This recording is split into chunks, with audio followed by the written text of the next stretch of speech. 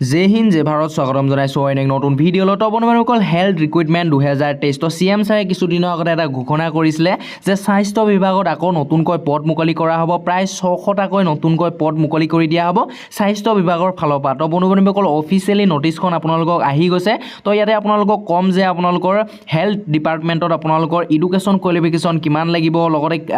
apply process কেনেকুৱা হ'ব criteria কি বিচৰা হৈছে এলিজিবিলিটি ক্ৰাইটেৰিয়া কি বিচৰা হৈছে তো সকলোখিনি ডিটেইলছ আপোনালোকে এই ভিডিঅ'ৰ জৰিয়তে পাব তো ভিডিঅ'টো আপোনালোকে অকণো স্কিপ নকৰি শেষলৈকে চাব ভিডিঅ'টো ষ্টাৰ্ট কৰাৰ আগতে আপোনালোকক এটা কথা কৈ লওঁ যদিহে আপোনালোকে মোৰ চেনেলৰ প্ৰথমবাৰৰ বাবে ভিজিট কৰিছে তেনেহ'লে প্লিজ চেনেলটো ছাবস্ক্ৰাইব কৰি ল'ব আৰু কাষতে থকা বেল আইকনটো প্ৰেছ কৰিব যাতে এনে ধৰণৰ জবছৰ আপডেটসমূহ আপোনালোকে সদায় পাই থাকে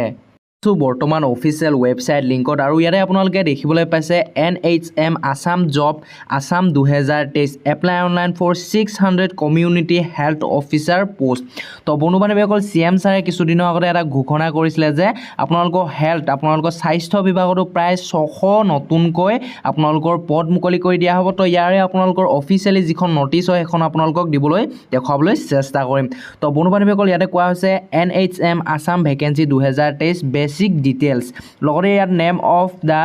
বোৰ্ড আপোনালোকৰ NHM আসাম হয় লগতে name of number of vacancy আপোনালোকৰ 600টা নতুনকৈ পদ মুকলি কৰা হৈছে আপোনালোকৰ স্বাস্থ্য বিভাগৰ ফালৰ পৰা আৰু নেম অফ দা পোষ্ট আপোনালোকৰ কমিউনিটি হেল্থ অফিচাৰ পোষ্ট মুকলি হৈছে লগতে আপোনালোকৰ এপ্লাই মোড আপোনালোকে অনলাইন যোগেদি এইটো আবেদন কৰিব লাগিব এপ্লাই কৰিব লাগিব আৰু জব কেটেগৰী আপোনালোকৰ গভৰ্ণমেণ্ট জব হ'ব যিটো নেকি আপোনালোকৰ ষ্টেট লেভেলৰ আপোনালোকৰ পদ মুকলি হৈছে যিহেতু আপোনালোকৰ অসম চৰকাৰৰ ফালৰ পৰা এইটো পদ মুকলি হৈছে তো আসাম গভ জব আপোনালোকৰ এইটো আসাম গভৰ্ণমেণ্ট জব হ'ব আৰু জব লোকেশ্যন আপোনালোকৰ আসাম হ'ব লগতে অফিচিয়েল ৱেবছাইট আপোনালোকৰ http আপোনালোকৰ nhm.assam.gov.in আপোনালোকৰ স্লেছ ইয়াতে আপোনালোকে চাব পাৰে আপোনালোকে গৈও আপোনালোকে অফিচিয়েল সাইটত তো eligibility criteria for NHM Assam community health officer পোষ্টৰ আপোনালোকৰ এলিজিবিলিটি আপোনালোকক ইয়াতে কোৱা হৈছে এডুকেশ্যন কোৱালিফিকেশ্যন আপোনালোকে GNM আপোনালোকে কৰিব লাগিব নহ'লে আপোনালোকৰ BSc পাছ হ'ব লাগিব তেতিয়াহে ইয়াত আপোনালোকে এলিজিবল হ'ব আৰু এজ লিমিট আপোনালোকৰ 18 বছৰ বা 45 বছৰ দিয়া হৈছে আৰু যদিহে আপোনালোকৰ কিছুমান আপোনালোকৰ কাষ্টৰ কাৰণে এজ লিমিট আপোনালোকৰ এজ ৰিলেক্সেশ্যন আপোনালোকক দিয়া হৈছে আৰু ইয়াতে সিলেকশ্যন প্ৰচেছৰ কথা কোৱা হৈছে প্ৰথমে আপোনালোকৰ এটা ৰিটেন টেষ্ট লোৱা হ'ব তাৰ পিছতে ইন্টাৰভিউ লোৱা হ'ব তাৰ পিছত ডকুমেন্টছ ভেৰিফিকেশ্যন কৰা হ'ব তাৰ পিছতে আপোনালোকৰ select to suitable candidate for NHM Assam vacancy তো আপোনালোকে তাৰ পিছতহে আপোনালোকে সিলেক্টেড হ'ব আপোনালোকে ইয়াতে জয়েন হ'ব পাৰিব NHM-ত লগতে এপ্লিকেশ্যন ফিজ আপোনালোকে কোন ধৰণৰ ইয়াতে পেমেণ্ট কাটিব নালাগে লগতে হাউ টু এপ্লাই ইয়াতে কোৱা হৈছে কেনেধৰণে গৈ আপোনালোকে কোড এপ্লাই কৰিব আৰু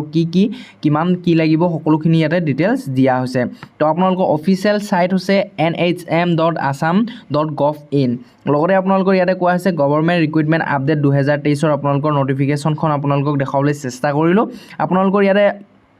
600টা নতুনকৈ পদ মুকলি হৈছে যিটো NHM আপোনালোকৰ CM ছাৰো ঘোষণা কৰিছিলে কিছুদিনৰ আগতে যে স্বাস্থ্য বিভাগত প্ৰায় 600 পদ মুকলি হ'ব তো এইটো আপোনালোকৰ বহুত এটা ভাল অপশ্যন আহিছে যদিহে আপোনালোকৰ এডুকেশ্যন কোৱালিফিকেশ্যন আছে তেনেহ'লে এপ্লাই কৰিব পাৰিব তো বন্ধুবান্ধৱীসকল যদিহে আপোনালোকৰ কোনো বন্ধু-বান্ধৱীয়ে BSc পাছ কৰিছে বা আপোনালোকৰ এনেকুৱা ধৰণৰ কেণ্ডিডেট আছে